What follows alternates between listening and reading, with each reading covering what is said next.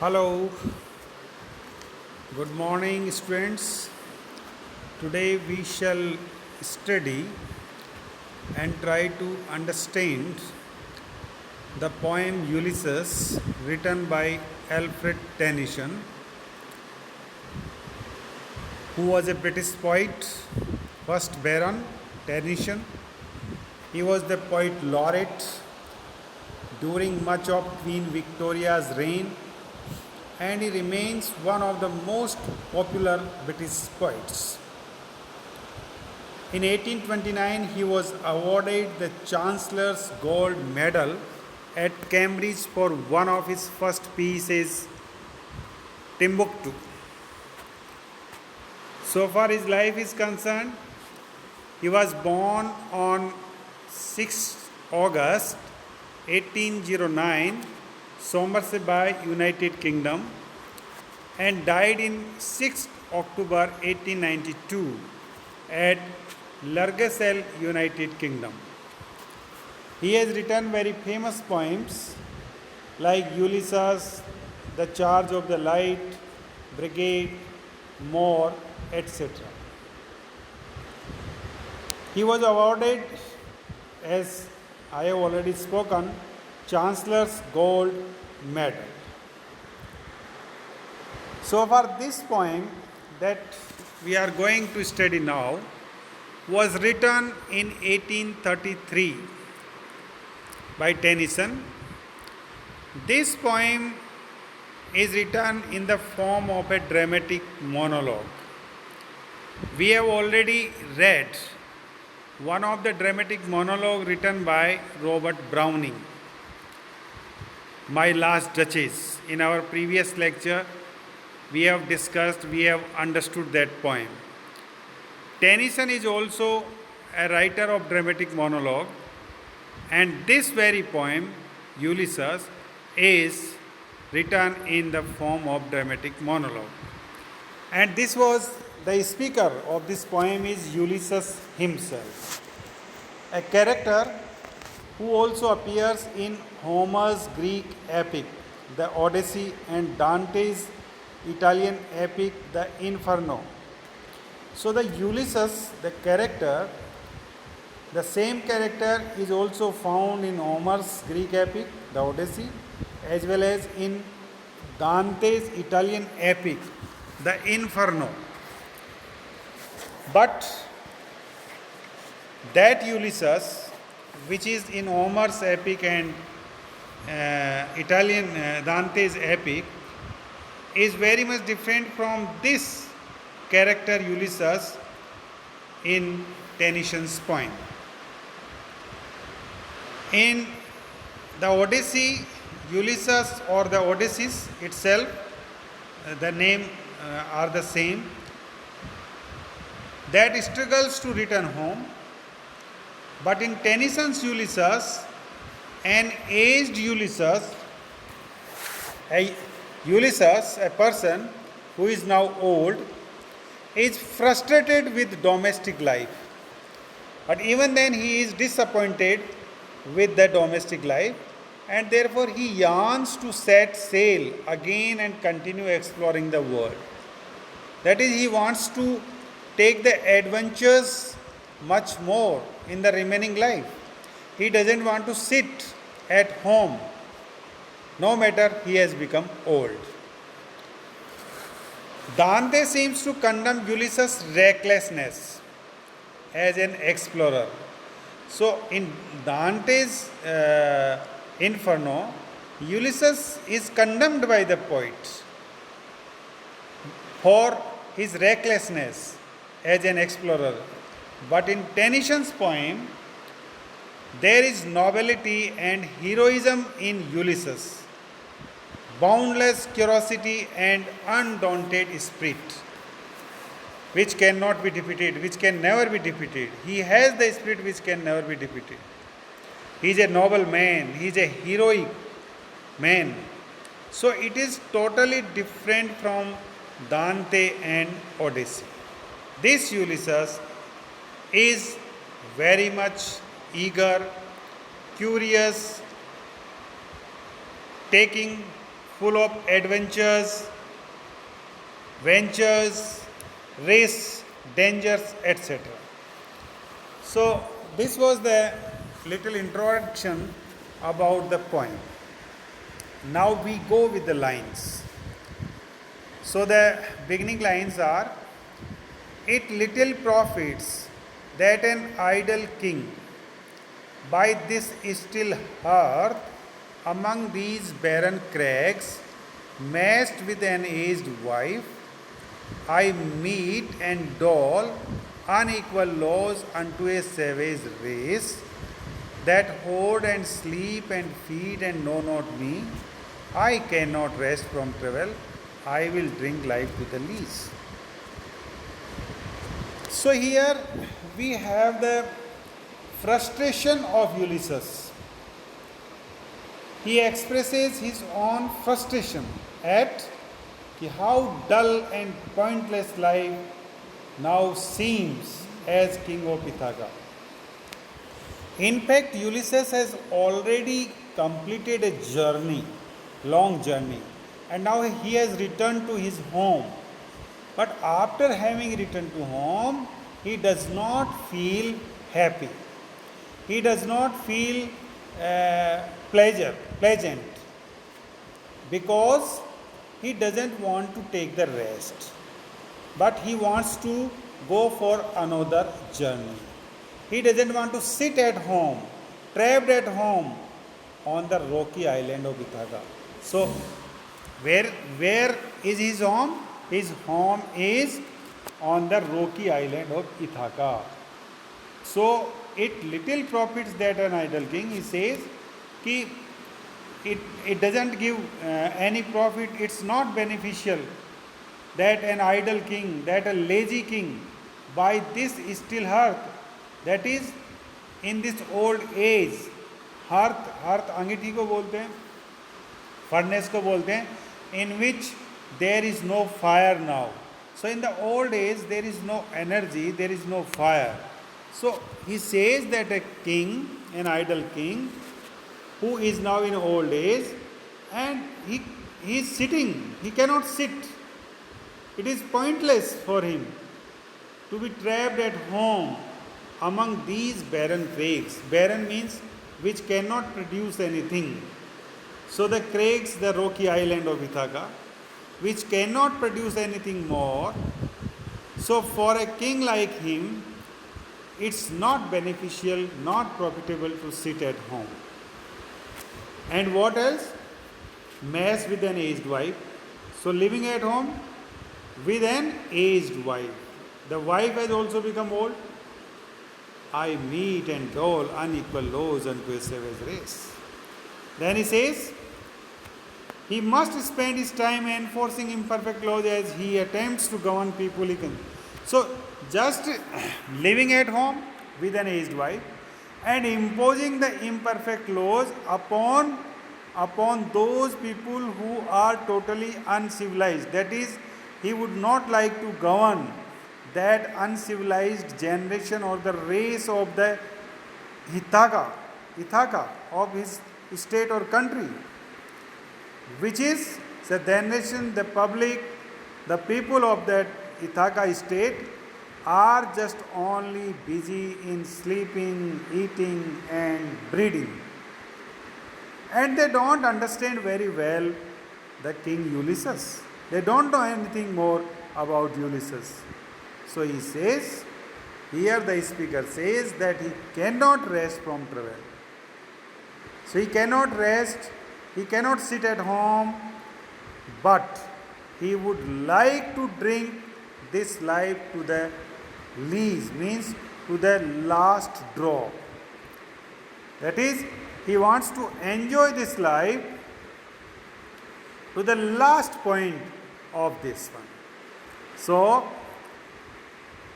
as long as he lives alive, he doesn't want to stop doing the things that in his eyes make life worth living.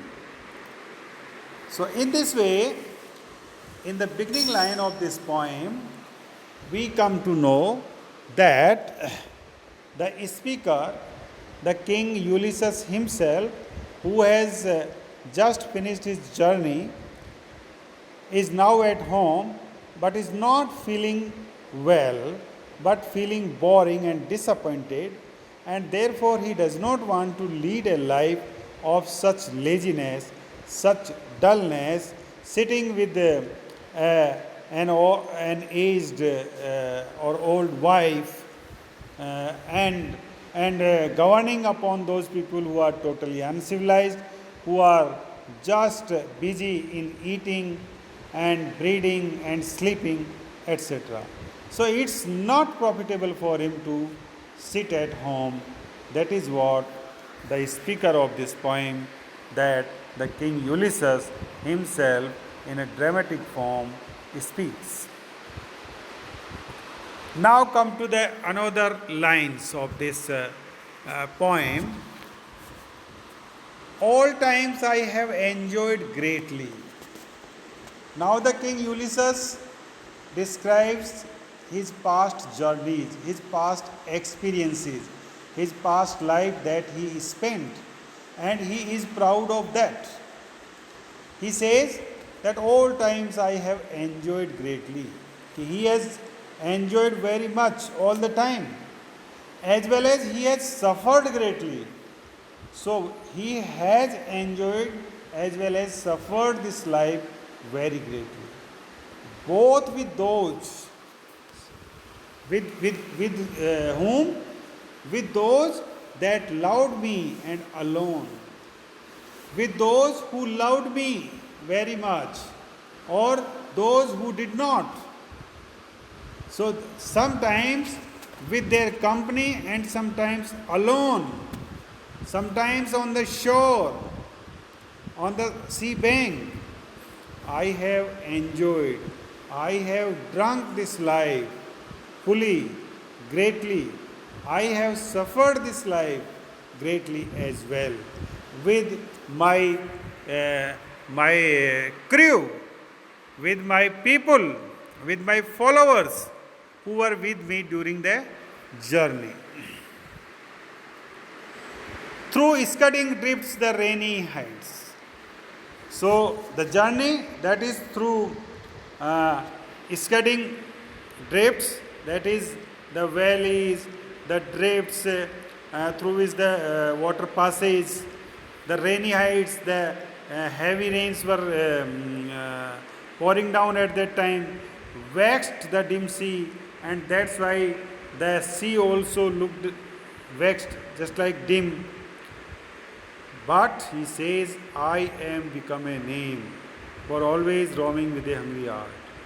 So he has become famous throughout the world as an explorer who was certainly traveling and yearning to know more with a hungry heart. Hungry heart means to know something much more. So he has enjoyed as well as suffered his past journey with his followers, sometimes alone, on the shores, or sailing in the sea through storms, rainstorms, etc. But he has made a name. He has made a name as an explorer who was continually traveling and yearning to know more. That is, he has made his name and he has traveled to know something more and more with a hungry heart. This is what Ulysses wants to convey in these lines. Now come with the next lines of this poem.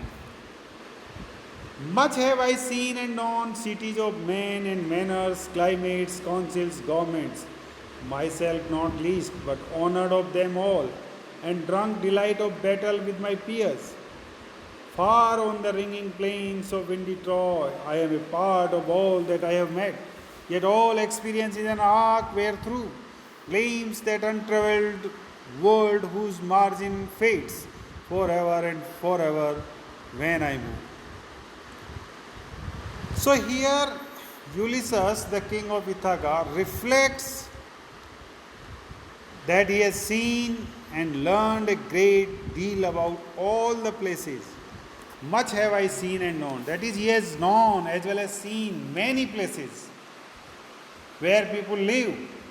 That is, he has traveled the cities of men and manners.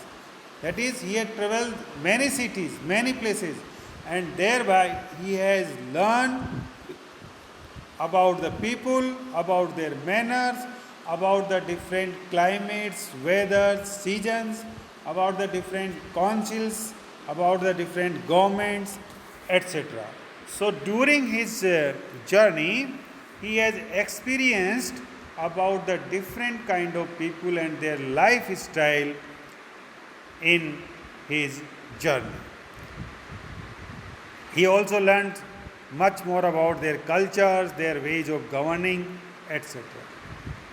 Because everywhere he went, he was shown honor and respect.